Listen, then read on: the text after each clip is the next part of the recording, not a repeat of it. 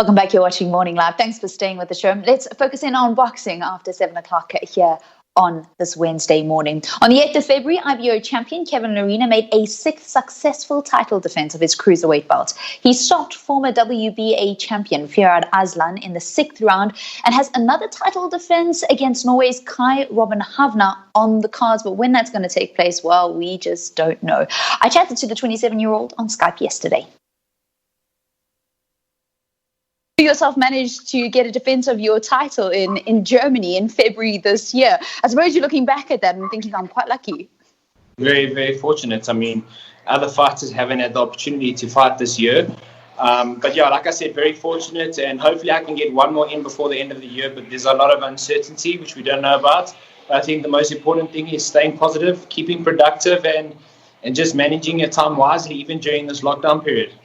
So who's the next opponent likely to be? So we contractually bound to fight him, but obviously with the lockdown and the borders being closed, international travel is pretty much non-existent. So we don't know when those travel bans are going to be lifted. And obviously, like I said, it's just so uncertain. They're uncertain their side, they're in Europe, Scandinavia, whatever it is, and we are in South Africa. So we don't know when there's going to be international travel allowed again. But for now, I'm just very positive, maintaining a good fitness base. Obviously, don't have sports-specific stuff here at home, but just doing my best to stay in the best shape ever. Okay, can you tell us how you are actually staying fit at home? Well, sure. So I got an assault bike. I just try to put in a volume of work every day, 2 sessions a day, sometimes 45 minutes a session, sometimes only 1 session. But I just try to maintain to keep my heart rate at a certain level, call it 150 beats per minute, just to maintain my base fitness and aerobic capacity. Obviously, I don't have a boxing bag hanging from the wall here. I don't have, I've got a skipping rope. But like, I'm just trying to be as creative as possible. I think just the heart rate for me, in terms of keeping my fitness, is the most important thing. My boxing skill sets I got. So when I get to train with my trainer again, we'll just finish off where we left off. But the key thing is not losing the fitness, especially in the fight game. Yeah. What else have you been getting up to in the lockdown? I see you've been spending lots of time with your kids. Your daughter came to say hi to us. Yeah, no, look, it's really amazing spending time with my kids. One's sitting there and the other one's playing outside. So it's really, like I said, there's a lot of positive that's come out of this lockdown. The most important thing, honestly, is just keeping the family safe.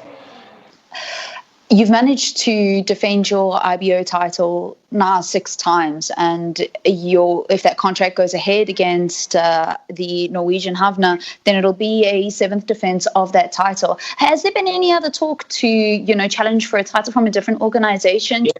Yeah, we in talks. I'm a mandatory challenger in the WBA. I think I'm ranked number 1 or number 2 in the WBA. So that fight's going to be ordered soon. So then it becomes a unification fight. Like I said, we don't know the exact. Obviously, with this whole COVID-19, everything's been put on hold. But I'm currently, as we stand, a mandatory challenger for the WBA world title. Myself and Rahad Murray. So it's on the cards. But like I said, I just can't tell you when, though. That's the only thing I can't tell people. Everyone's asking me when's your next fight. I said I know as much as you. I don't know. All of your title defenses for your IBO belt have actually been against opponents that are older than you. Obviously, Aslan was the oldest. But if you manage to do the title unification fight with Riyad Mehri, then he would be the same age as you. For sure. I mean, his athletic ability is not questionable. But at the end of the day, in boxing, you don't look at age because experience counts. And if you look at top champions, especially the bigger weight divisions like mine, a lot of fighters come into their own a lot later than the smaller little guys. Exciting fight because of his athletic ability. It's a very marketable fighter, a fight that will sell. Will I beat him? Most definitely. I mean, I wouldn't take a fight if I don't think I can win. So, yeah. Would it be in Germany or would it be in South Africa? That's the thing. So if it goes down to purse bids, we'll bid our side, and then he's promoted bids his side. If he wins the purse bid, it will most probably be in Belgium.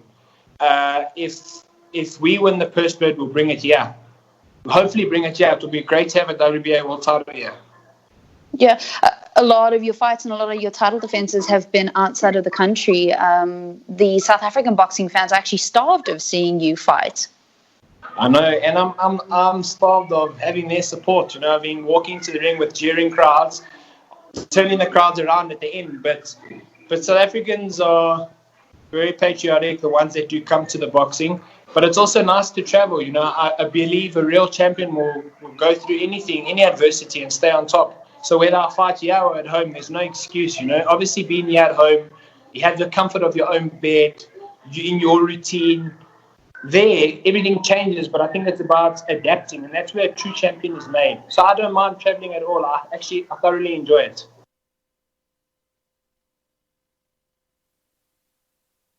All right, and that's why today's trivia question was all about the KO kid. That's what his nickname is Kevin Lerena.